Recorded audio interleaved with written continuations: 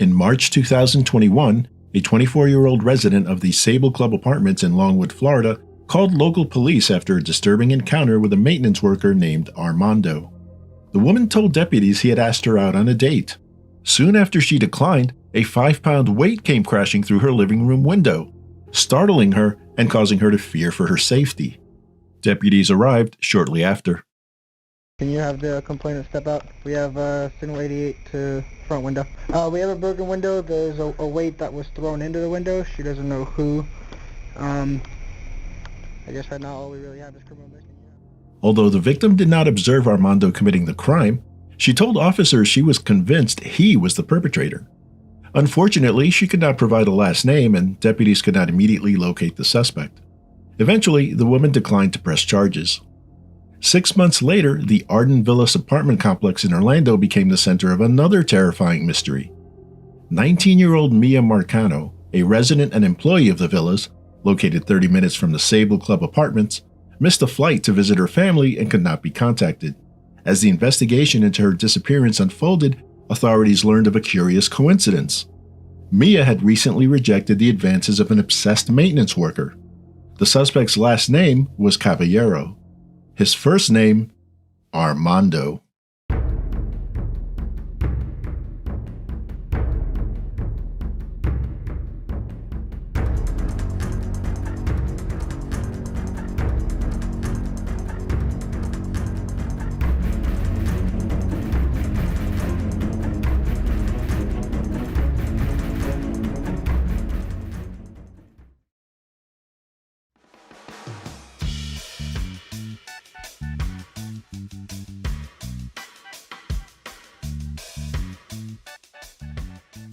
19-year-old Miya Marcano was a bright and driven young woman. According to her family, she was originally from the Miami area. She graduated from Flanagan High School in 2020 and wasted no time pursuing her dream of higher education. She was enrolled at Valencia College in Central Florida. Miya was young and independent and was described by one neighbor as shy, friendly, and sweet, but more on the quiet side. She lived and worked at Arden Villas, an apartment complex in Orlando, Florida, where she had built a life for herself. Her job was in the leasing office. Despite her busy schedule, Miya made time for the people she loved, especially her large and exceptionally close-knit family. She cherished their traditions like attending the annual Miami Carnival Parade and concert, and always made sure to stay connected with her roots in the Miami area. Miya was looking forward to catching up with her family in Fort Lauderdale as her father had booked a surprise flight for her on Southwest Airlines departing from Orlando.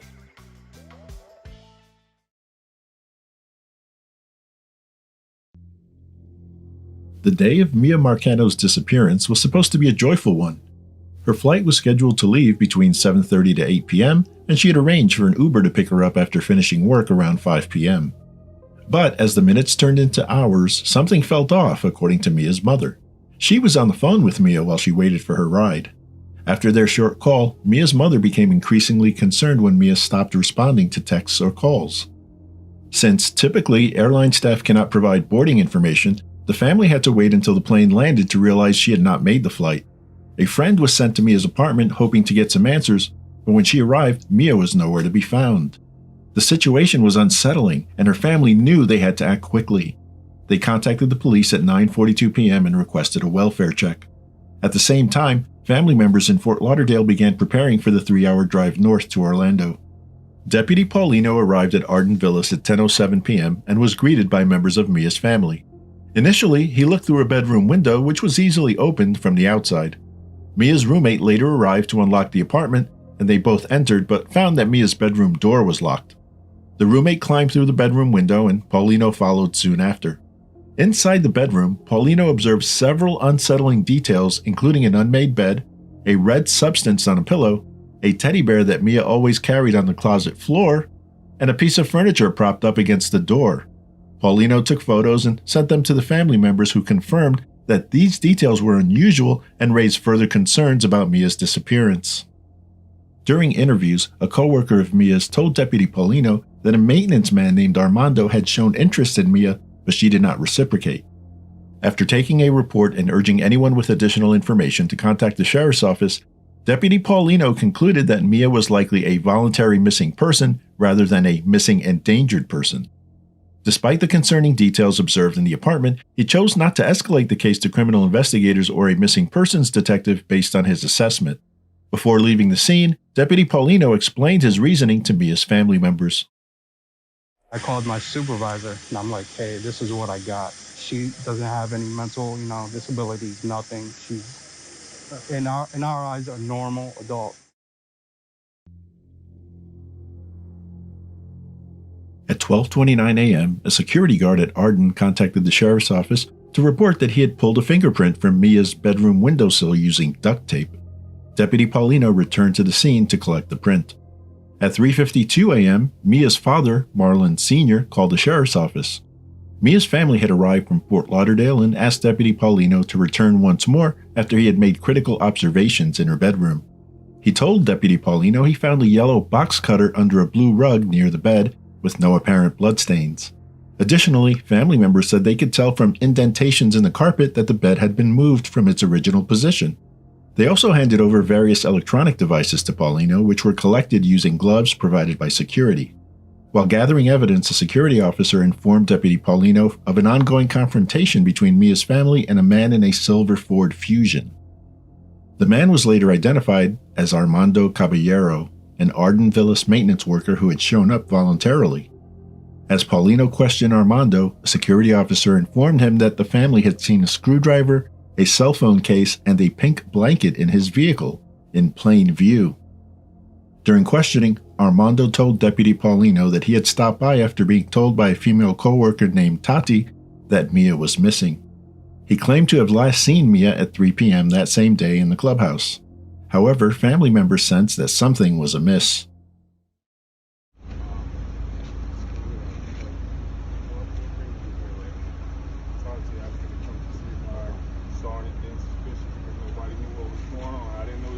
But no one knows Tati. But You keep mentioning Tati and no one knows Tati. And you get a call The all of a roommates sudden. don't even know Tati. You've been sleeping since You 10 keep o'clock saying and all of a Tati is sudden a you're showing friend. up here at 4 o'clock in the morning Because looking me for and me. Tati were conversating about it, so I finally, it came Okay, up. but Should I go Tati and is see if I someone- see anything? No one knows Tati. That's my whole thing. Not Tati even the is roommate an knows employee Tati. here. You She's can- an employee, but you keep saying Tati is a friend and that you've all hung out together. No one here knows Tati. All her Well, other not friends all showed up. Her these closest people. friends that live in the complex were all here with us early on. No one knows Tati. Only you. Whoever Tati is, and Tati's on the phone, she shouldn't even be on the phone right now. As of right now, you have work sent tomorrow- you work obsessive tomorrow, texts to Tati? Mia. We have all seen the text. You talked about giving her your life savings. You cash apped her money, and you claim that you weren't in touch. Who told her gave It's her on life text. savings? I never As said a matter that. of fact, we're going to get a police report to pull your phone records if that's the case. What you have to do? There's evidence of obsession, of something. You're fascinated with It's Mia. not only from my side, so don't try to make this No one, like I'm a no one's stalker. saying that. It takes She's two. not here to defend There's- herself right now, so obviously we gotta she's talk to missing. you.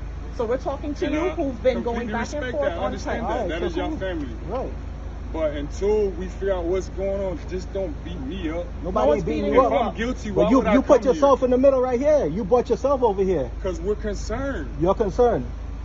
Why weren't you concerned hours ago? I just found out. All right, cool, no problem. So In how the did, first so few how did hours, Tati find out? We didn't think it was serious. I don't even know how Tati found out. She Somebody's told me, missing and you don't think it's serious. Someone maybe they that hanging out. They got this place right here. They go downtown. I don't know. Maybe her phone's off. I don't know what she did. She would use somebody's phone and call her dad or her grandmother, somebody. she was supposed to show up for a flight and didn't show up. Not calling her phone. And I didn't attend it. I can come back tomorrow. Officer, can I ask you a question?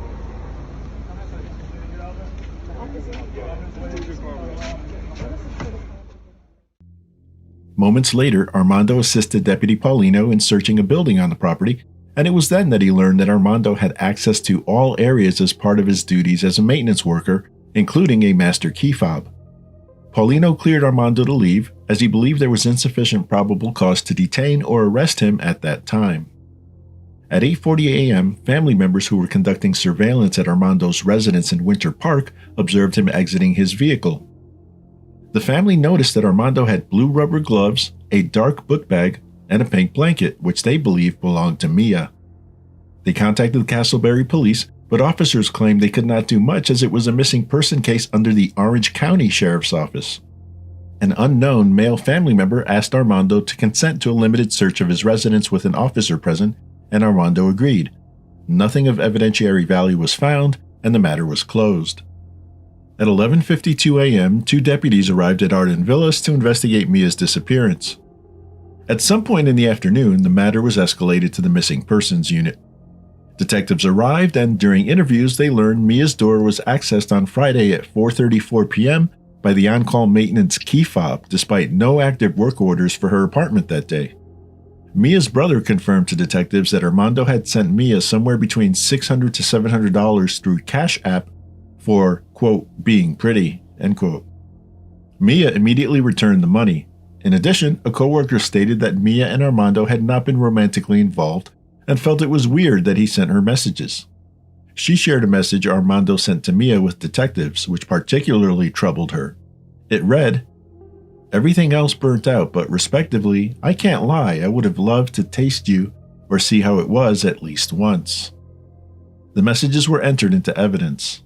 Multiple friends and coworkers corroborated these accounts. Based on the investigation's findings, detectives obtained an arrest warrant for Armando and turned the warrant over to the Sheriff's Office Felony Apprehension Unit.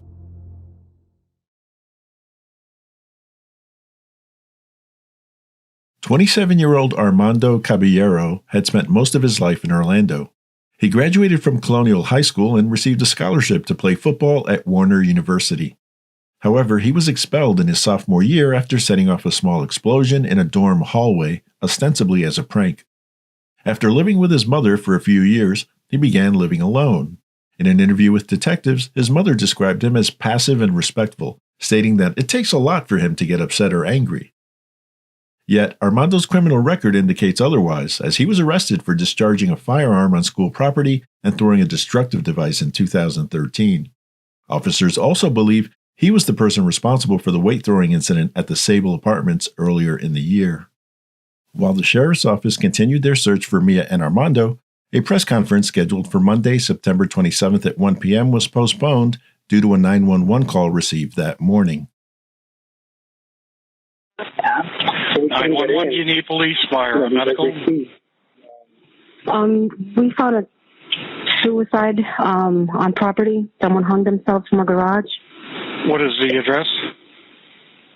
525 Sable Lake Drive. Okay, and what is your name? Okay, and is there a unit, or is that the unit number 525 where you found him? No, they're in the garage. They're in our paint garage. So the male? So it's garage. It's a male? Okay. Yes, a male. You said it's at the parking garage, or paint? Yeah, it's one of our, yeah. If they're looking for a building, it's by building 641, building 633. You said it was in a parking garage or in a paint garage? I'm sorry, I forgot what you said. It's one of our garages, but Okay. we just store paint in there. So, Okay. yeah, sorry. All right. He's beyond, he's deceased, beyond any help? I believe so. Okay. He's All right. dead, right? Okay. We'll have an officer over there in a few minutes. You said it was a male? Yes. Okay. See you shortly. Thank you. Okay, thank you. Bye.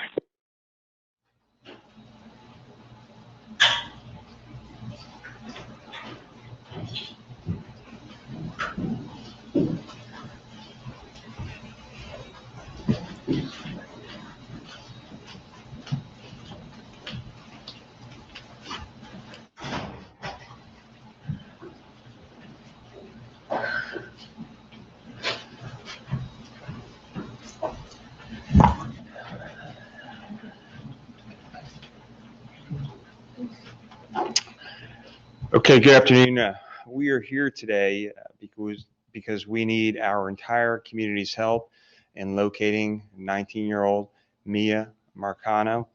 I'm here with Mia's father and mother, Marlon Marcano, Ima Scabriel, her mother, Marlon, her brother, Marlon Jr., her stepmother, Giselle, her Aunt Pia, grandmother, Violet, and Joy. We are employing anyone with any information about Mia's whereabouts to please come forward. After Miya was reported missing, our detectives determined 27-year-old Armando Manuel Caballero was a person of interest in her disappearance. Earlier today, Armando Caballero was found dead at an apartment complex in Seminole County. It appears he has killed himself. Caballero's vehicle was found at the scene and is being delivered to the sheriff's office for processing. So the death investigation of Caballero is being conducted by the Seminole County Sheriff's Office. We have been actively searching for Caballero this weekend, and I want to reiterate, Miya is still missing. Her disappearance is suspicious, and our detectives and the family members obviously suspect foul play. So we are still doing everything possible we can to find her. So at this time, I'm going to invite a couple family members to say a few words. The family does not desire to answer any questions at this time.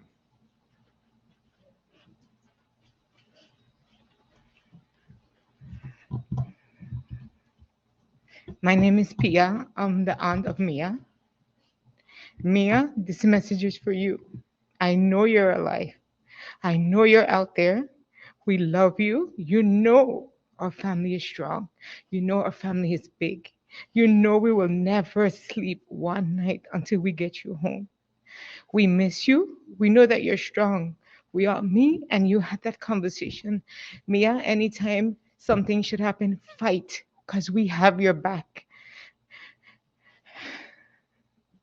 Your mom, your dad, grandparents, your stepmom, your brother, your uncles, your aunts. You're my only niece. You know we love you.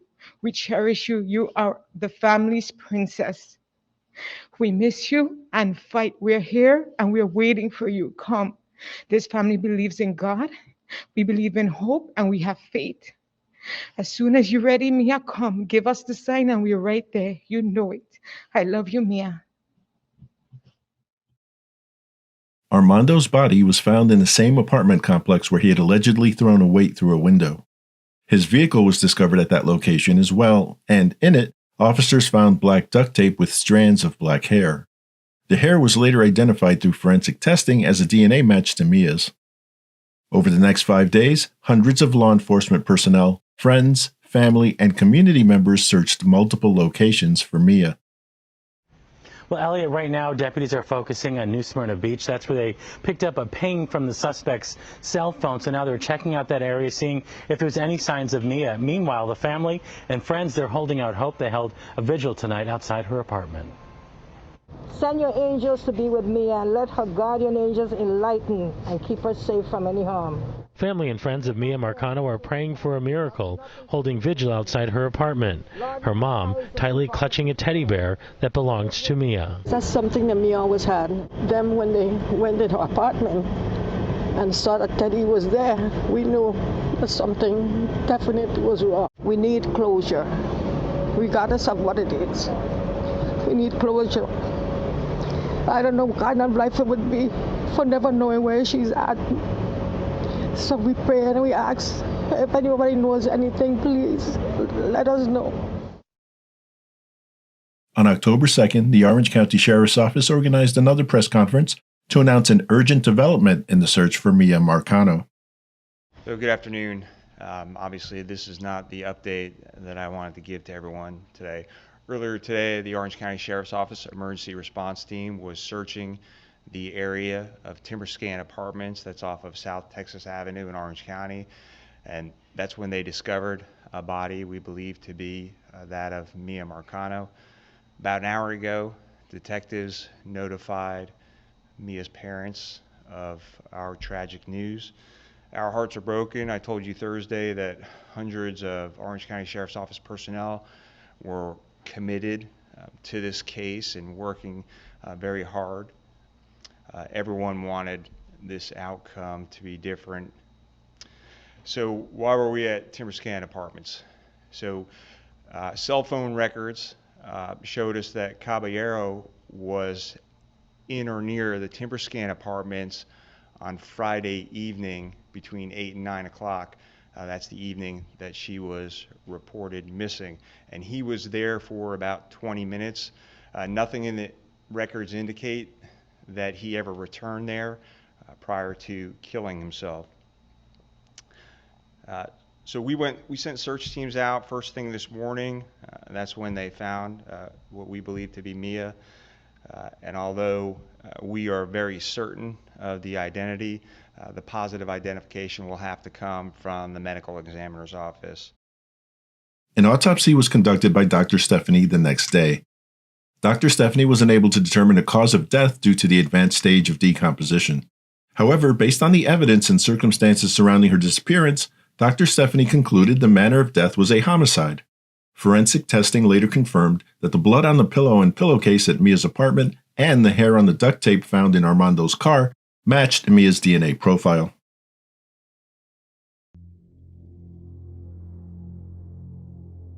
Based on the investigation's findings, detectives believe the following is the most likely sequence of events in the murder of Miya Marcano.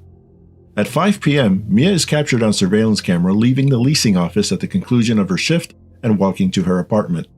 At 5:06 p.m., Miya's key fob activates her door and she enters her apartment. It is believed Armando had been inside her unit since 4:32 p.m., lying in wait. It was evident from the condition of the bed, broken jewelry on the floor, bloodstains on the pillowcase and pillow, that Armando attacked her and a struggle ensued.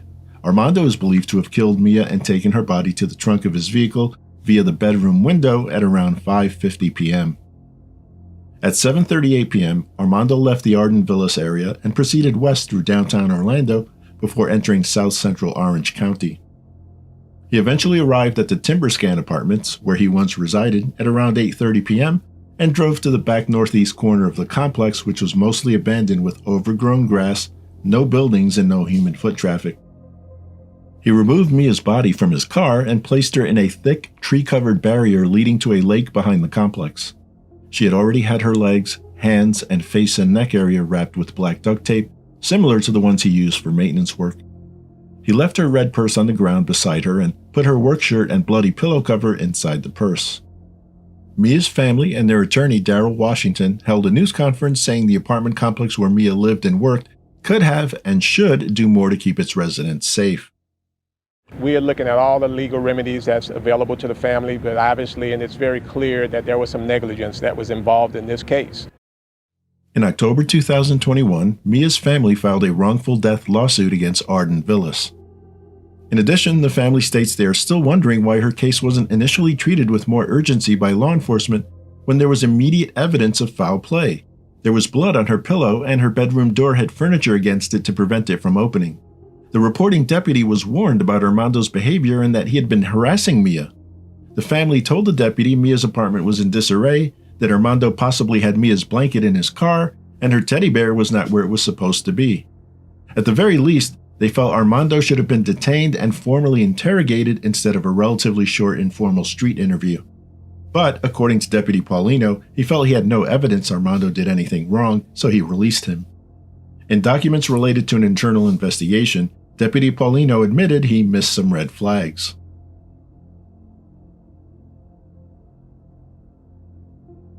In July 2022, the Orange County Sheriff's Office concluded that Deputy Paulino and his supervisor, Corporal Kenneth Dale, failed to act urgently in the case of Miya Marcano. Investigators found that Deputy Paulino neglected to report crucial details to his supervisor, Corporal Dale, including the discovery of blood on a pillow in Miya's room and broken jewelry on the floor. As a result, Dale classified Miya as a voluntary missing person, rather than a missing endangered person, which prevented detectives from the Criminal Investigations Division from being contacted. Consequently, Paulino was suspended without pay for 150 hours while Corporal Dale received a 10-hour unpaid suspension. Marcano family attorney Daryl Washington said the Marcanos believe the suspensions are not enough and said they would like to see the deputy and his supervisor face tougher consequences, including termination. Sheriff John Mina released the following statement. Few things are more excruciating for a family than when a loved one goes missing and is murdered. In the case of Miya Marcano's disappearance, Managers in the responding deputy's chain of command recognized a lack of urgency on his part and asked that his role, and the role of his corporal, in the first hours of that incident be investigated by our Professional Standards Division. That deputy was sustained for unsatisfactory performance and the discipline was harsh. As a result of this incident, we're in the process of making changes to policy that will direct first responding patrol deputies to immediately notify their supervisors and the missing persons unit in any case in which someone is considered a missing endangered person.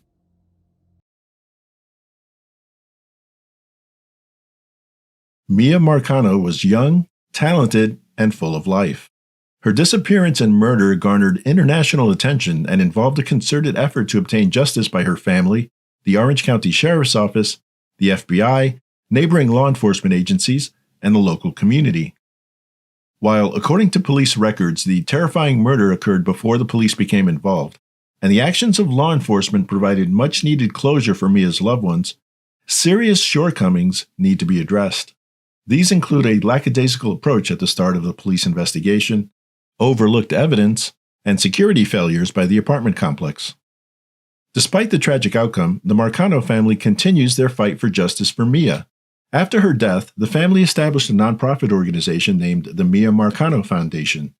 According to the foundation's website, the organization's primary focus is to ensure that Mia's death was not in vain, and to prevent families of missing persons from enduring what Mia's family suffered on the evening of September 24, 2021.